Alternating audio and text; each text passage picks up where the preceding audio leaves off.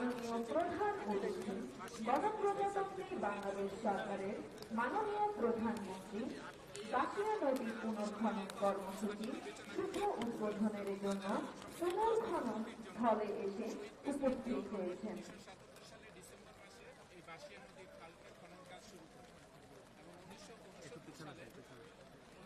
সালে আবার তিনি এই খালের খনন কাজ পরিদর্শন করেছেন।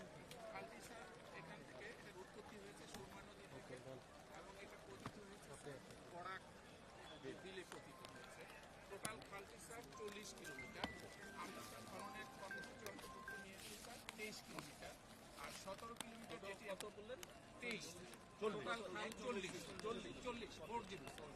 আর আমরা পুনঃখনন করতে স্যার 23 কিলোমিটার। বাকি 17 কিলোমিটারে স্যার যে গভীরতা আছে সেটি পর্যাপ্ত আছে, পুনঃখননের প্রয়োজন হবে না।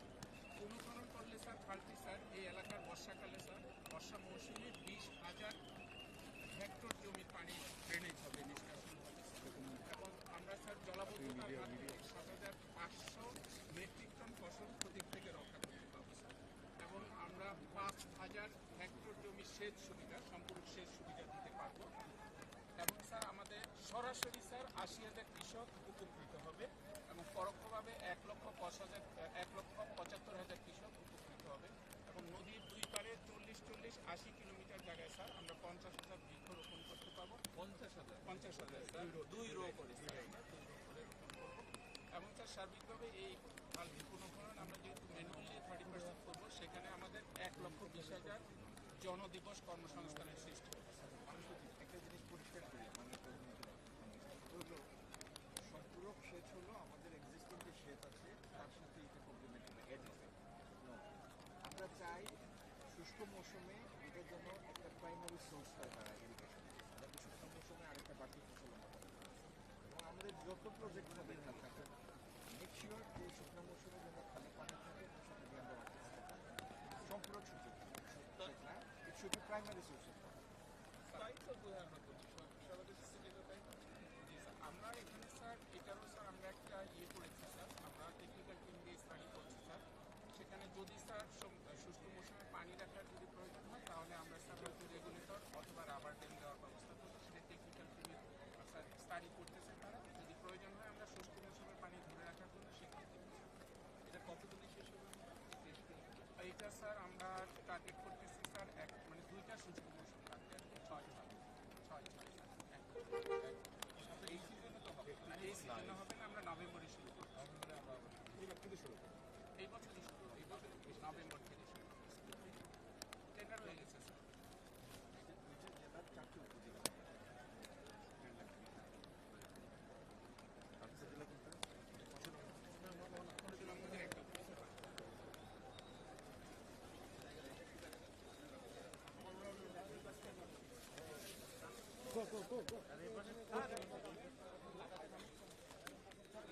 আরে সামনের থেকে সরি,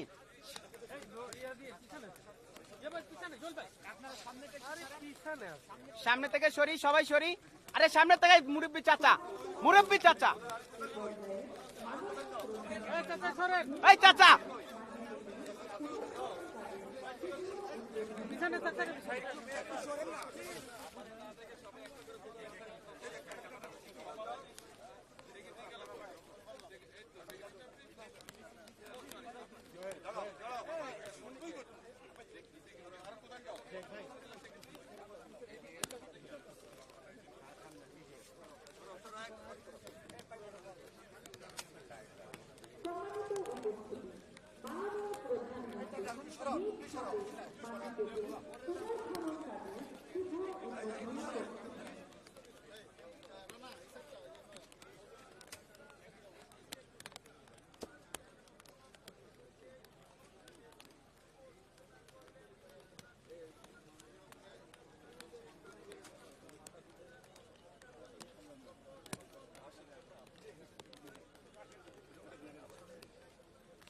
হাততালি নেই।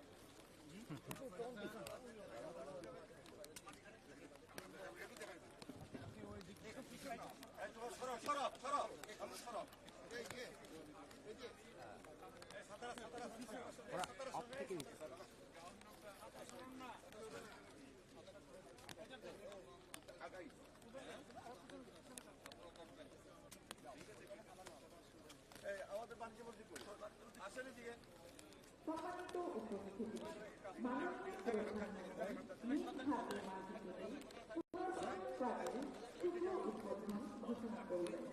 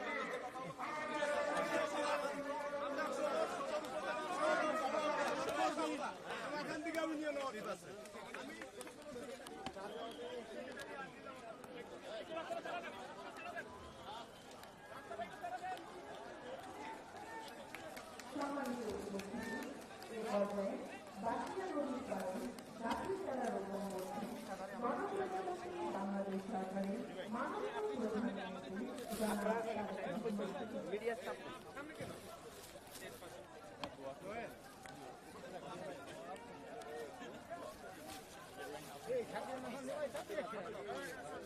ভাই সরেন, আপনি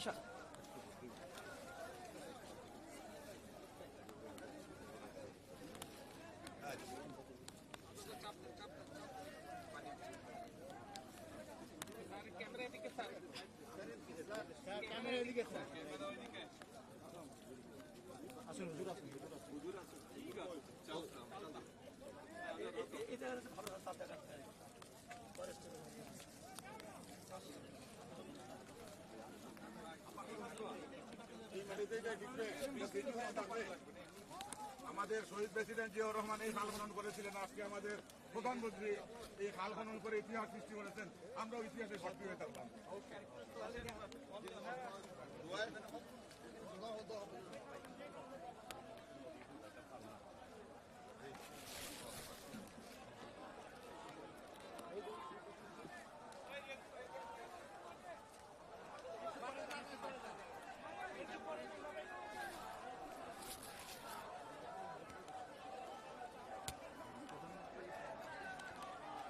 সম্মানিত সুধীমণ্ডলী, আমাদের আজকের প্রিয় নবী মাননীয় প্রধানমন্ত্রী আমাদের প্রিয় নেতা ডক্টর তারেক রহমান মঞ্চে এসে উপস্থিত আছেন। হাততালি দিয়ে অভিনন্দন জানান, হাততালি দিয়ে অভিনন্দন জানান।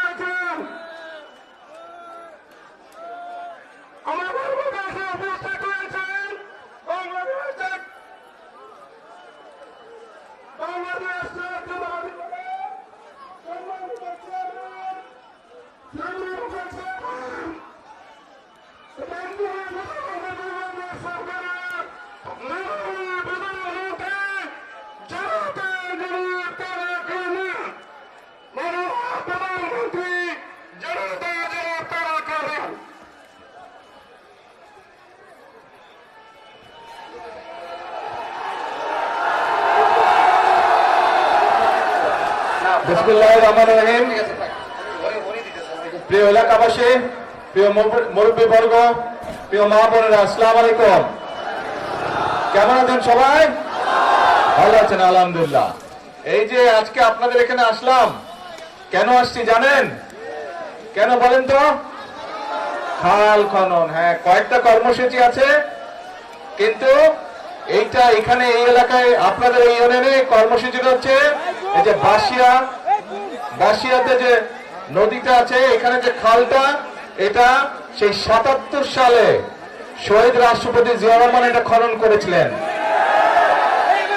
তারপরে আবার এই খালটা চলতে চলতে খালটা এখন বন্ধ হয়ে গেছে। বন্ধ হয়ে গেছে না? এই খালটা আমরা কাটতে চাই। কেন কাটতে চাই? এই খালটা যদি আমরা কাটি, এই খালটা কাটলে প্রায়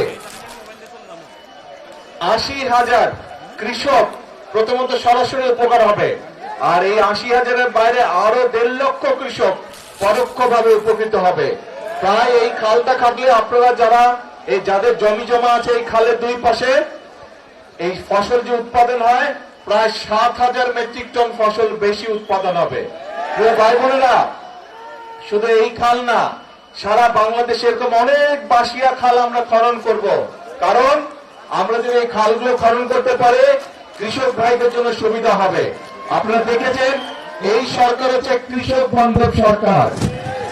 আমরা মনে আছে এই যে নির্বাচনের সময় যখন এসেছিলাম, তখন আমি বক্তব্যে বলেছিলাম যে বিএনপি সরকার গঠন করতে পারলে আমরা কৃষক ভাইদেরকে কৃষি কার্ড প্রদান করব।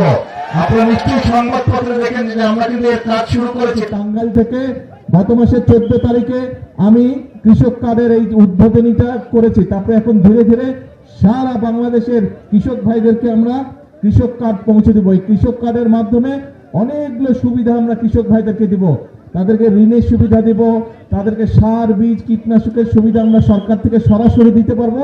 আর সবচেয়ে বড় যে সুবিধাটা, তারা বছরে ২৫০০ টাকা পাবে, যেটা দিয়ে তারা নিজেরা কীটনাশক ওষুধ বলেন, বীজ বলেন, এই জিনিসগুলো তারা সরাসরি কিনতে পারবে। সরকার থেকে সরাসরি আমরা তাদেরকে এই অর্থ সাহায্যটা করব কৃষক ভাইদেরকে। এর মধ্যে আপনারা দেখেছেন আমি কিন্তু বলেছিলাম যে বিএনপি সরকার গঠন করতে পারলে কৃষক ভাইদের যাদের ১০,০০০ টাকা পর্যন্ত কৃষি ঋণ ছিল, আমরা সুদ সহ সেটা মওকুফ করব। নির্বাচনের আগে করেছিলাম এটা, কিন্তু নির্বাচনের পরে আমরা ১০ দিনের মধ্যে কিন্তু আমাদের কথাটা আমরা রেখেছি। আমরা সরকারের যে 10,000 টাকা পর্যন্ত কৃষি ঋণ ছিল 12 লক্ষ কৃষকের, এই 12 লক্ষ কৃষকের কৃষি ঋণটা আমরা সরকার থেকে মওকুফ করে দিয়েছি সুদ সহ। কাজেই আমরা চাই এই দেশের কৃষক ভাইরা ভালো থাকুক, আমরা চাই গ্রামের মানুষরা ভালো থাকুক, গ্রাম সহ সব মানুষই ভালো থাকুক।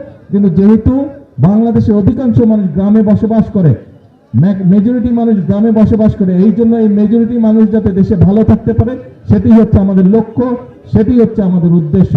সেই জন্য প্রিয় ভাই বোনেরা, আমরা বলেছিলাম যে আমরা খাল খনন শুরু করব। দেখেন আজকে এই এলাকায় আমরা এই বাসুয়া খাল খননের মাধ্যমে, পুনর্খননের মাধ্যমে খাল খননের কাজ শুরু করলাম।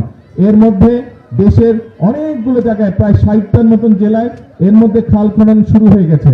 এই খাল খনন এবারই শেষ হবে না, এটা প্রায় 40 কিলোমিটার, তার মধ্যে 23 কিলোমিটার খাল আমরা পুনর্খনন করব এবং এই 23 কিলোমিটার খাল পূরণ করতে আমাদের 2টো শুকনো মৌসুম লাগবে। এই এখন শুরু হলো, কিন্তু এখন তো বর্ষা শুরু হয়ে গেছে, এবছর তো আর শেষ হবে না, কিন্তু এই বছর নভেম্বর থেকে আবার আমরা খাল খনন শুরু করবো, শুকনো মৌসুমটা শুরু হবে এবং ইনশাল্লাহ আগামী বছর আমরা চেষ্টা করব এই 23 কিলোমিটার খাল সম্পূর্ণভাবে আমরা পুনর্খনন করতে। তার ফলে দুই পাশে যেরকম মানুষগুলো কৃষক ভাইরা পানির সুবিধা পাবে, একইভাবে এলাকার মানুষরা পানির সুবিধা পাবে।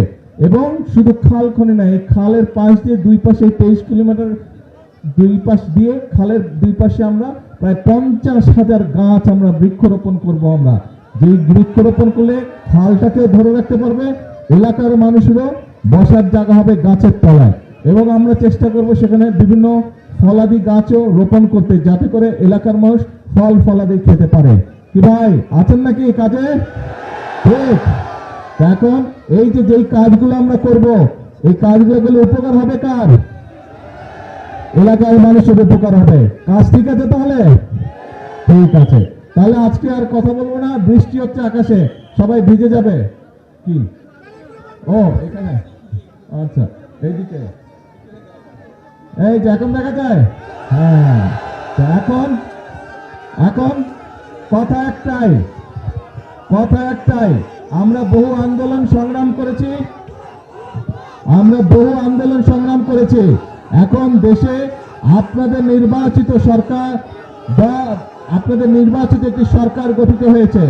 এই নির্বাচিত সরকারের কাজ হচ্ছে আস্তে আস্তে, স্লোগান দিলে কথা শুনতে পাবো না তো, আস্তে আস্তে আস্তে, এক মিনিট একটু চুপ করতে হবে,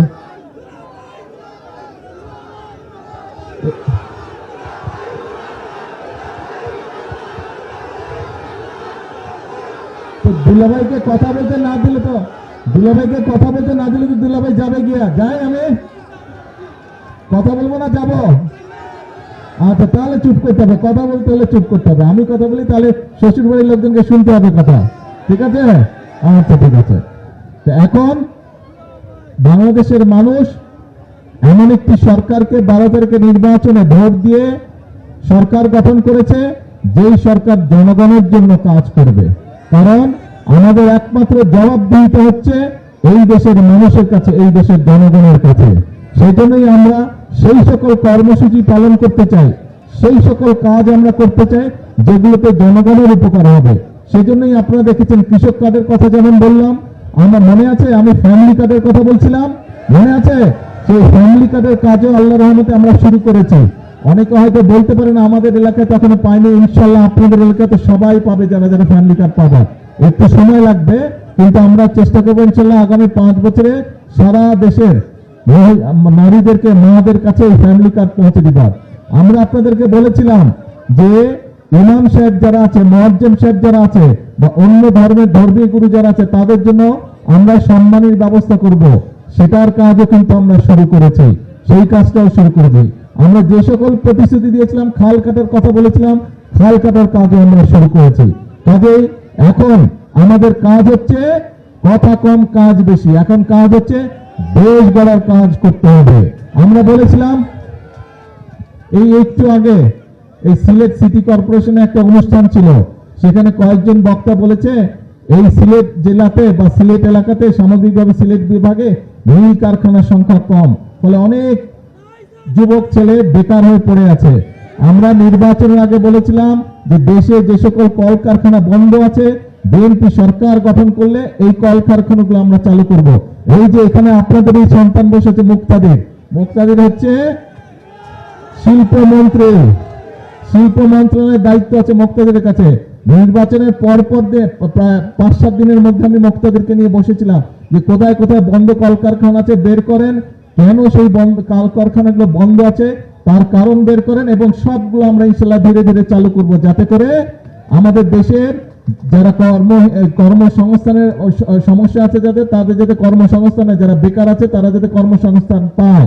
শুধু এটাই নয়, এর পাশাপাশি আপনারা নিশ্চয়ই খবরে দেখেছেন দেশের ভিতরে যারা শিল্প উদ্যোক্তা আছে তাদেরকে নিয়ে আমরা বসেছি, যাতে করে তারা নতুন কলকারখানা দেশে তৈরি করে, যাতে করে আমাদের দেশের ছেলে মেয়েরা সেখানে চাকরি বাকরির ব্যবস্থা করতে পারে।